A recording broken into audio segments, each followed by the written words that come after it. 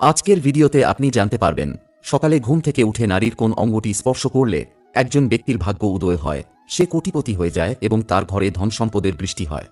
বন্ধুরা, সকালে ঘুম থেকে ওঠার পর এমন অনেক কাজ আছে যেগুলো করলে মানুষের জীবন সুখ সমৃদ্ধিতে ভরে ওঠে, এবং একই সঙ্গে এমন অনেক কাজ থাকে যেগুলো করলে মানুষের ঘরে দুঃখ ও দারিদ্র্য আসে এবং নরকের থেকেও তার জীবনে কষ্ট বেশি আসে। শাস্ত্র অনুসারে সকালে ঘুম থেকে ওঠার সাথে সাথে আয়নায় নিজের মুখ দেখা খুবই অশুভ বলে মনে করা হয়। দ্বিতীয়ত, সকালে ঘুম থেকে ওঠার পর নিজের ছায়া দেখাটাও খুব অশুভ বলে মনে করা হয়। সকালে ঘুম থেকে ওঠার পর চরিত্রহীন কোনো পুরুষ বা মহিলার মুখের দিকে তাকাবেন না। ঘুমানোর সময় কখনই ঘরের দরজার দিকে পা রাখা উচিত নয়, কারণ এটি করলে দেবী লক্ষ্মী ঘরে প্রবেশ করেন না।